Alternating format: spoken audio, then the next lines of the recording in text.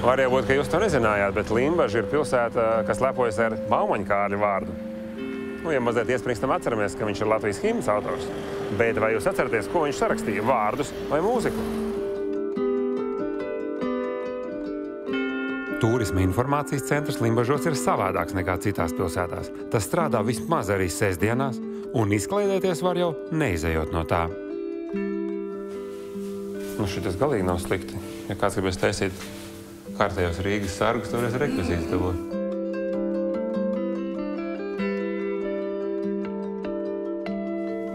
Nu, pasties, televizors. Ekrāns mazāk nekā šobrīd vismazākajam iPadam.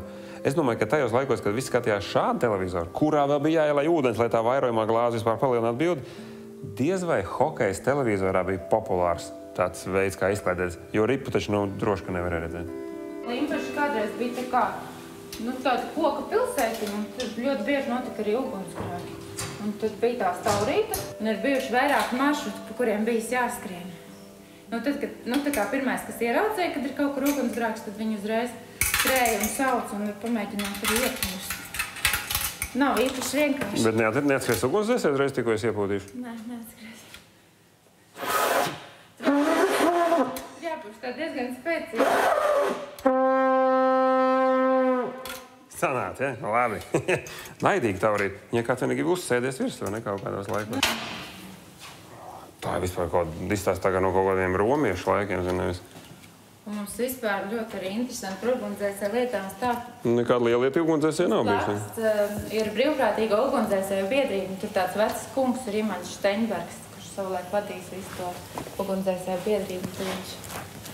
Un tad viņš var stāstīt un stāstīt. Kā viņš te visu nodzēsis, ja? Jā. Klausies, es esmu dzirdējis, ka Limbaža esot pilsēta, kurā bija lielākais Ļeņins PSRS laikos. Tā jā, bija milzīga galva. Tur apmēram, tajā laukumā, kur šobrīd ir novada pašvaldībā ir Strūklaka, un tur vienā stūrī bija tā lielā Ļeņina galva. Viņš bija lielākais PSRS? Tā galva? Es domāju, ka jā. Tad jums jautājums, kāpēc kādreiz ugunsdzēsējiem bija torņi? Un filmās viņi tā šļūst lejā vienmēr tā, pa kaut stieni. Jā, ko būtu varējuši darīt, kāpēc vajadzēja? Spēlē augšā kārtas un šļūst lejā, tā kā kādam kaut kas deg. Vēl kādu variantu.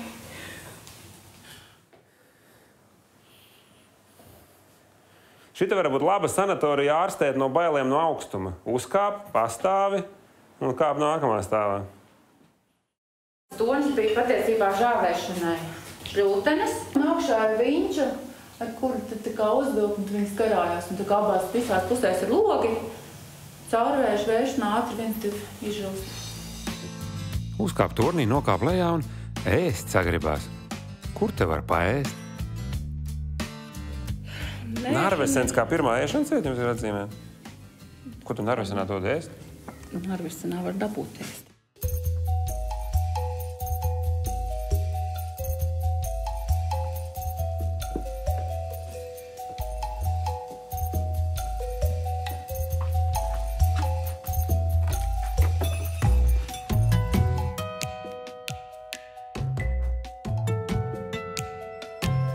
Varbūt, ka es esmu baigi cimperlīgais, bet šī vieta man ļoti spilgti atgādināja vietu, ko es biju aizmirsis. Bija tāds pagrabs Krāmene kaut kādā 80. gadu beigās, 90. gadu sākumā. Tur ļoti pēc pelējuma un pēc tāda slāpja akmetuma. Nu tā kā elpas ir cieta. Varbūt tur viss pavārs, varbūt tur ir labs, bet ar gaisu tur nav labi.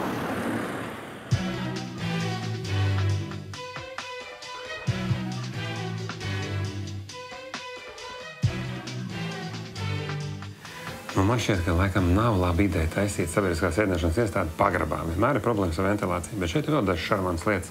Piemēram, pūres, sula, cido glāzē, tur lai tie paši kaujās, bet tādā smukā puķu vāzē kefīrs arī diezgan šarmanti. Viss jau būtu labi, varēja būt arī puķu vāzē, bet kā lai izmazgā to glāzi nosacīto? Pēduši esam, ies pasteigāt pa pilsētu. Taču te pateiz stūra pilsēta beidzas. Pilsdrupus, krūmi un apveceļš. Ko jūs tad darat, kaut ko būvēt jaunas pilsdrupas vai ko? Nē, mēs vienkārši te mums laukums nelīdzeņš bija. Un mums likvidē šo augstsprieguma līniju lielo tabelu ielikt. Nebūs vairāk, ja? Tā nebūs vairāk. Bet tad šitā pilsdrupas tāds arī paliks, neko klāt nebūvēs, nekāds pasakas. Kāds viņas ir iekonservēt? Jā, te ir iekonservēt, cik var tiks. atstās viņš jau kā... lēnām pakmaniem, viņš jau drūp nosteiksim.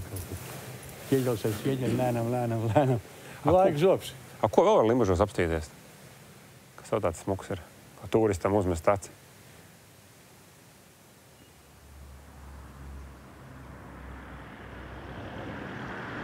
Varbūt jūs atceraties, kā bija Smiltenē. Visām mājām salikt smukie plasmas slogi, bet Limbažos ir nedaudz savādāk. Te, piemēram, šīs te durvis ir valsts nozīmes kultūras piemineklis, bet pašai mājai pilsēta iedod krāsu, materiāls, viss vajadzīgs, atliek tikai pašam nokrāsot. Ir taču daudz labāk. Un nav arī plasmas slogi.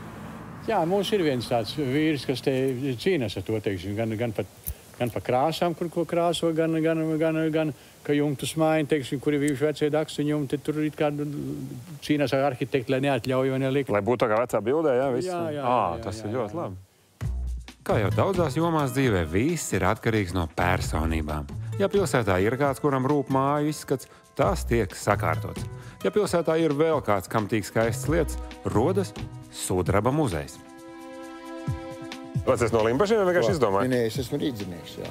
Kāpēc Limbaži? Man ir vecētā māja. Nu tas es vasarām te braukāju, tā, pūsties. Sudraba tā ritīgi. Nē, es visu dzīvi nodarbos ar sudrabu, jā. Tieši sudrabs, ne zelts, kas to sudrabu? Viņš visgrūtākais ir. Zelts ir visvieglākais. 6-gadīgs bērns var darboties ar to. Ar sudrabu jūs varat nostrādāt par zeltu 30 gadus, un tu nesalūdies to. Nē, tas ir. Tur ir tā, ka tu neredz to stāvokli nemaz. Ja? Jo viņš ir, lai viņi varētu pielodēt vienu detaļiņu, jākarsē viss. Kad viņi jau ir pielodētas. Tās krīt nost. Tās krīt nost, un kad sakūst. Tur ir tādā. Šeit ir šitā paplāte gatavot Kirgīzijas prezidentam. Un viņš ko nepaņēma? Toreiz bija revolūcija, viņš aizbēga, nebija kam dot. Tā viņi palika šeit, ja? Puika aizbēga, jā. Piemēram, kad gatavo šīs mīnogas, viņas gatavos no 2 puslodēm. Un tad, kad tu viņu karsē, tad blakus tā oga var uzsprāgt un arī sprākst. Un skaņa tāda, un tad viņš sakarsēs, tad dabū pa pieru, pa kaklu, nu kur trāpa. Jā. Kā paveicās. Kā redzēt, tu konkursā pa vieglāk mazgājumiem traukiem nedabūt pirmā veidā. Nē, tas gan. Nu, šeit ir interesants ar ko, kad mēs te redzam, viņš ir tāda alegorija uz mūsu dzīvi. Te mēs redzam politiķis kāpjot pa trepēm augšā. Un pa brīdim lejā. Jā, pa brīdim lejā. Tur atkal, kas aizraujas ar dārgumu krāšanu. Tas ir rokās pakāst. Jā. Tur 2 puiši tomēr mēmumā iedzēruši guļi. Jā, tiem ir savs tēv. Šeit ir tomēr drauga plecs, kas tomēr palīdz uzrauties augšā. Spējīgākais stūrē. Tas ir priekšprīcis. Šeit augšā cilvēks postulē rītdienu un spējīgs turpināt tālāk. Tā kā mēs kļūstam veci, zobi birst un mati birst, tā arī šeit ir sūces, caurumi, saplēstas buras, bet tomēr cīnās uz priekšu, kustās zem egoistiskā karoga, gribu gūt baudu. Jā, tas ir svarīgi. Bez tā nevar. Biķerītis, ko dāvināja mūsu pāvestam? Jā, pāvestam. Es viņus 8 gabalus biju gatavojis. Drošības pēc, ja? Jā, drošības. Jā, un tas jau bija sen gatavoti, jo... Tas šitās pats ir Romas pāvestam? Jā. Labdien! Jā. Labdien! Šitā no lielākā ražotne Limbažos pēc cilvēku skaita? Kaut kāds filci ražo un auž tāns kaut kādus šos te tautstēpus, vairāk nekā nav? Jā. Tibetā un Ķīnā plaši vecus laikos jau pielietoja ne tikai adatas dažādas, bet arī dažādas plāksnes. Es tikai rādu tādas 2 dažādas veidus. Ja. Pieņemsim, jums ir kaut kāds pušamiņš, vai tur lūzums, vai tur apdegums kaut kāds ir. Ja. Dabiski, ka ilgstoši pūžņo un sāpes ir tikai tāpēc vien, ka asins, kad ir traumēta kaut kāda šūna, asinsvads sašaurinās un tās veido sāpes. Tad, kad ir asinsvads sašaurināšana, dabiski barības vielas nenonāk tādā vietā. Tad, kad jūs uzliekat sadarbību virsū, piedzenat klāt tā, kā jums ir vajadzīgs tai vietiņai, ja? Leikaplas viņu jūs varat nofiksēt. Pēc brīža parādās sviedri un notiek tā pati elektrolīze. Aha. Un automātiski sāk bagātināties ar skābekli tā vieta. Pēc 10 minūtēm visvēlākais jums sāpes pāriet. Un tā brūce, viņa var būt netīra, varbūt vienalga, bet jūs uzlikat sadarbības, jums ir ideāli tīrs stāvoklis, un tā brūce dzies 10 reizes ātrāk nekā jebkuras cits. Sākās rudens, puņķi, gripas un tā tālāk.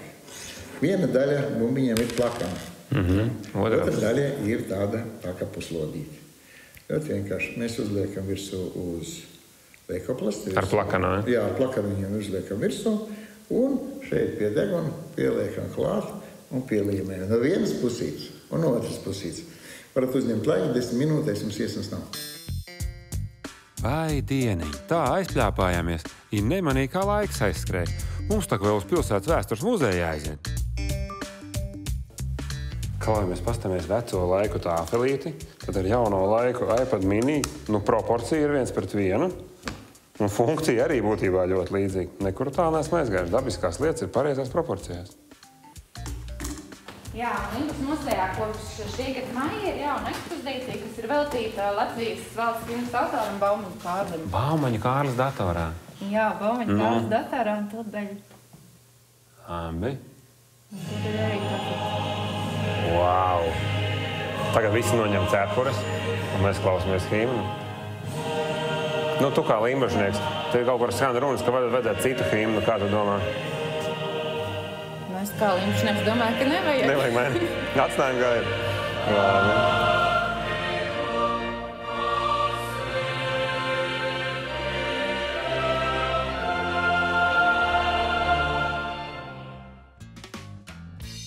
Ja gadās lietaina diena, muzejā varat pavadīt diezgan ilgu laiku, bet gide mums iedeva uzdevumu – atrast peli Baumaņa Kārļa pieminekļī.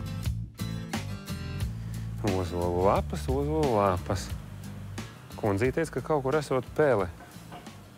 Tā pleķē nākmenī. Reku ir arī pēle. Zināt, ko tas Baumaņa Kārlis? Viņš īstenībā gan vārdus, gan to mūzikas atcerēja. Ja kas. Bet tagad mūsu secinājumi par Limbažiem. Limbaži ir neticami kompakta pilsēta. Tur ir ļoti, ļoti jauks turisma informācijas centrs, kurā ir arī ko apskatīties, un turpat arī var iesprūst uz kādu stundu. Un mēs šodien visu dienu bijām aizņemti, visu laiku bija ko darīt, un mēs nostaigājām tā, 400 metrus labākajā gadījumā no tālākā punkta līdz tam, kur bijām aizgājuši. Tā kā te ir ko darīt. Ja plānojat savā ceļojuma maršrutā iekļaut Limbažus, tad dariet tā, ka pa dienu pilsētu apskatāties un vakarā gulēt dodaties kaut kur tālāk, jo viesnīcu šeit nav, bet ko redzēt ir, un pēc tam ļoti blīvi sablīvēts pāris hektāros visi apskatāmi objekti.